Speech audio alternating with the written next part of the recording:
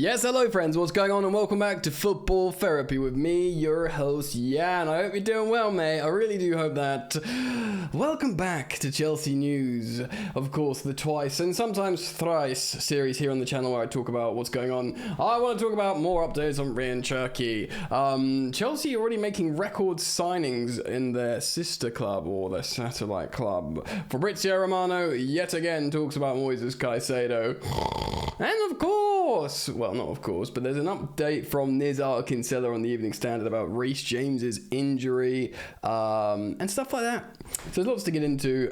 I thank you, as always, for joining me. You're welcome to support the content by dropping a like and subscribing and hitting the bell, of course, because I upload all the time. Now, I did want to show you something.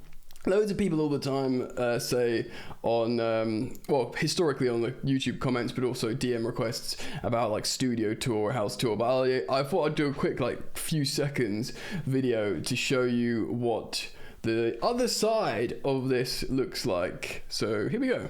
Right, really quick studio tour for you, man. Here we go. Soundproofing, Amaran studio lights, full frame camera with Sigma lens, the Shure SM7P, going into a cloud lifter, going into the solid state Logic audio interface for the Mac Studio with the monitors. This is what you do not see, people. It's pretty sexy. And this is what you do see. Chelsea shirts and all this. Bye.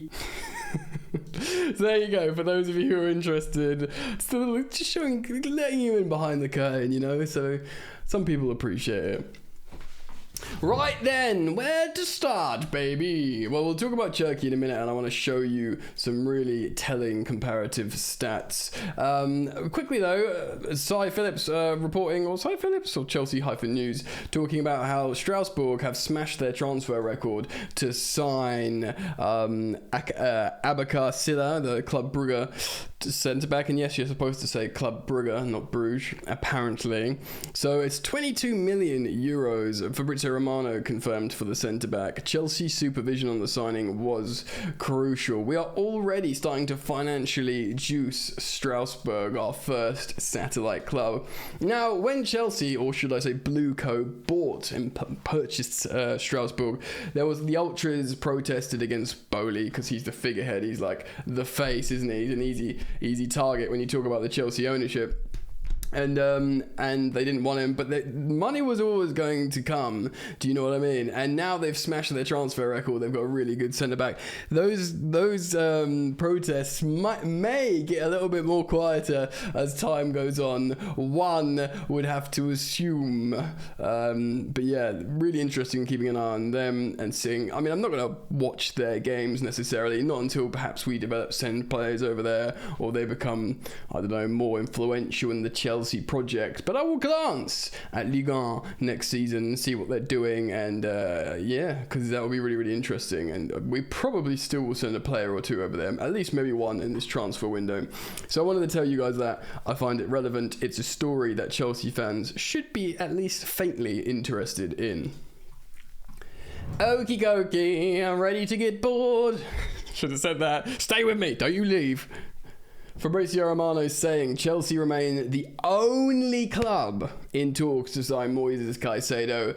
Also, only club to agree on personal terms of Caicedo. At this stage, negotiations are active and concrete between Chelsea and Brighton, even today. Now, of course, this is exhausting. Every summer there is a transfer saga. Similar to this, where it seemingly just goes on forever and ever. Now, he is the priority. He is the most desired and needed profile of player in the Chelsea starting 11, and dude, of course, the squad as well.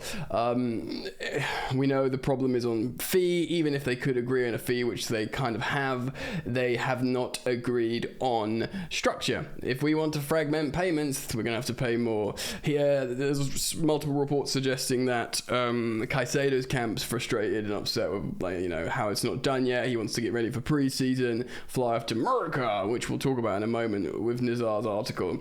And yeah, I mean, again, like I've said weeks ago now, you'd put the farm on this signing happening just when Fabrizio saying Chelsea remain the only club interested. They've got to sell him, because are they going to be able to sell him for 80 plus million next summer? What if he has a slightly off season? What if Brighton finish 12th?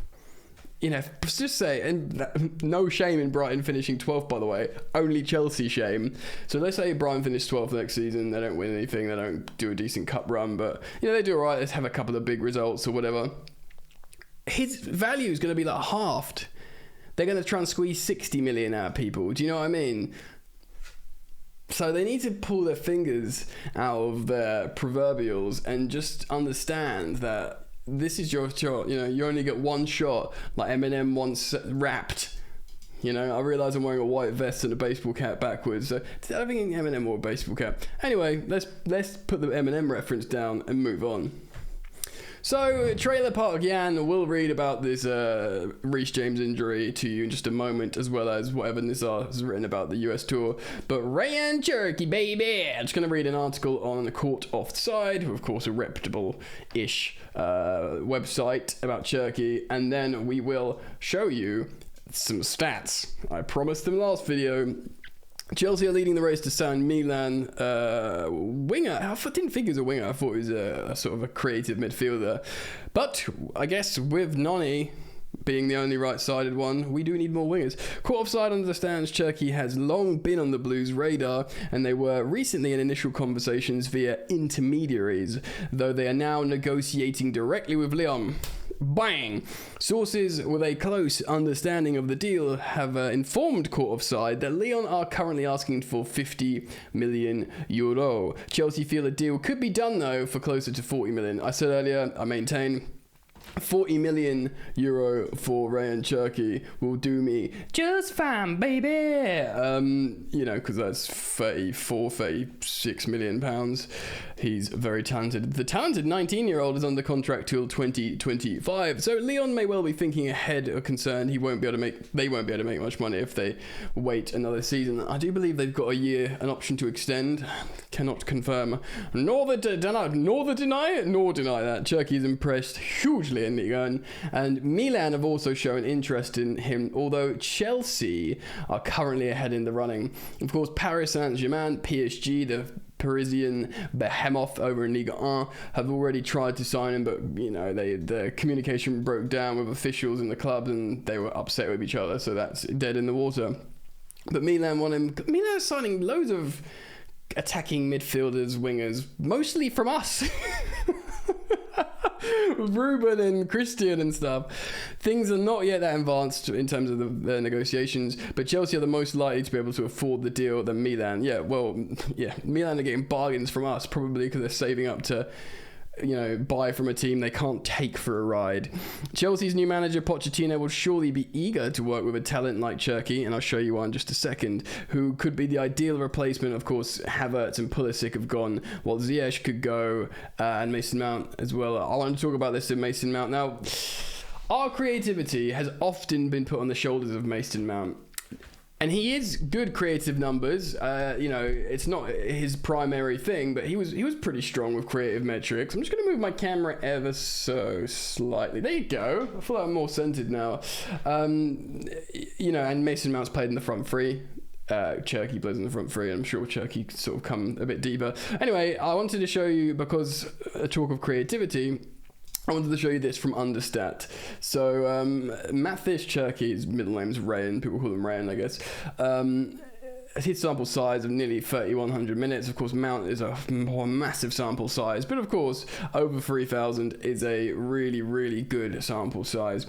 Now, of course, Mount gets more goals than Cherki, but if you want to talk about creative metrics, apart from goals per 90 and expected goals per 90, which Mount barely beats him on expected goals, everything else belongs to Rayan. The expected build-up per 90, the XG change per 90, the key passes per 90, is 2.75 key passes. I mean, 2.07 key passes per 90 for Mount isn't that bad, by the way, but it's still dwarfed by what Cherki is pushing out as well. Expected assists per 90 and assists per 90.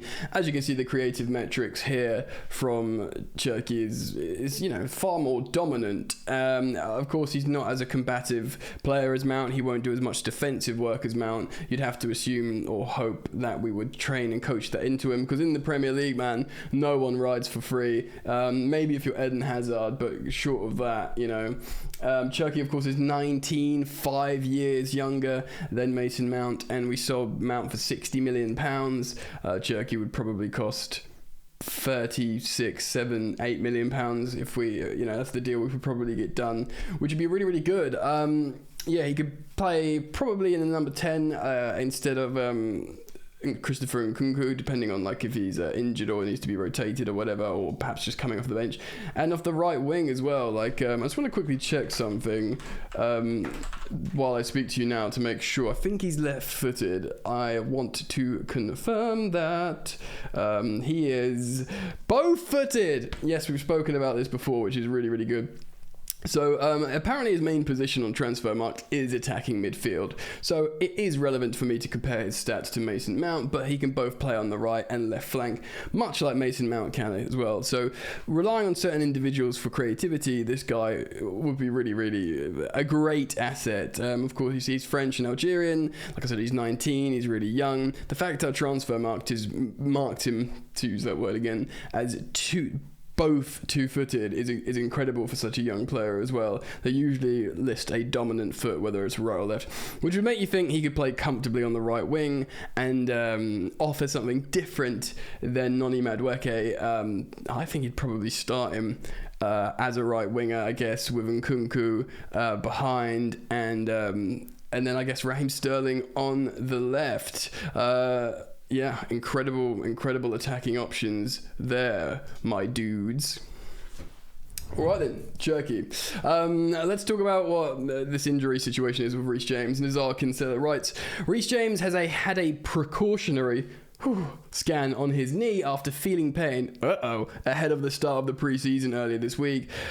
Oh man, this guy, dude. Chelsea expect positive news, but opted to do a scan before taking their star defender on a long-haul trip to the United States. The 23-year-old hopes to overcome an injury hit like last season, in which the midfielder missed half of Chelsea's matches. He's like our Galactico player, isn't he? To miss half our matches is pretty tragic. New Blues manager Pochettino wants to make James integral to his plans. Of course he does, and hopes he can build his fitness through warm-up matches against Wrexham, Brighton, Fulham and Newcastle, all of which, I mean, apart from the Fulham game, I won't be watching because they're all in the middle of the night, and I am a boomer and like to go to bed early. James should be able to play some part in Chelsea's busy 3-week tour, which will help Pochettino's slimmed-down squad to be ready to face Liverpool at home in the opening weekend of the Premier League.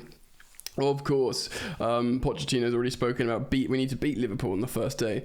Lukaku, Ziyech, Aubameyang are all not expected to make the Blue squad after being told they did not have to train this week, with a return date now set for Monday. I only think that's going to be problematic for Lukaku, who, like we said this morning, will probably go on strike. Ziyech and Aubameyang will come in and report, I would assume. Chelsea hope those players alongside Callum Hudson-Odoi, who's training with the under-21s, are sold before their return dates. Really interesting to see where Hudson-Odoi ends up. Chelsea remain in dialogue with Inter Milan over Lukaku, despite their disappointment at their latest £25.7 million offer, while Fulham are confident of completing a deal for Hudson-Odoi. The aforementioned, the interesting way he turns up, he could turn up at Fulham. Great move, great manager at the moment, lovely place to go and watch football. You freeze your gonads off in the winter though, because that cold air cuts off the Thames and into your soul.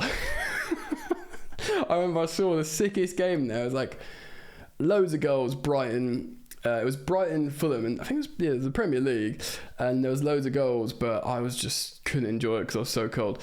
Anyway, Reece James, look, we got to wrap him up in cotton wool. Just make sure he's absolutely looked after. There's no way. I mean, thank the gods we had some foresight and signed Malo Gusto to cover for him, because we got to take the pressure off. Absolutely no risking Reece James. If you've got to keep him out for ages, if he's got the slightest niggle, if brother's got a headache, you put him into intensive care, wheel out Malo Gusto, who's a young, dynamic, exciting right back with scope to improve and develop. And of course, we've got maybe, in fact, possibly, hot dog, I'm going to say it, the best coach in world football for developing fullbacks. Sounds niche, but it's important in the modern game. Because who do you think's like, you could say, oh, Jurgen Klopp with Robertson and Trent. But, Trent was exposed loads, and it was just those two, really. Like, who behind them was good? Poch was just pumping him out, he turned Walker into maybe like the best right back in England over this recent period of time. He made Danny Rose look like a world beater. Davies and the other guy, I forget who it was, all of them were just looking really good. He made him and developed them really, really well. So, and Pep bought in Walker that was already coached and developed by Pochettino, who was excellent. And then Cancelo, but he's a sort of peculiar player as well. That's not a conventional fullback that you can play everywhere. And, I don't know. This is not a hate piece on Pep. He's the best coach in the world. I don't really know what I'm talking about. Anyway, if you know what you're talking about, please do let me know by commenting down below in the comment section. I look forward to reading said comments. Drink every time I say comments. And, yeah, man, I'm going to upload as soon as some news pops. I upload here on the channel as quickly as possible, so hit the bell when you subscribe. Thank you for your continued support. Love you very much, and I look forward to seeing you soon. Ciao.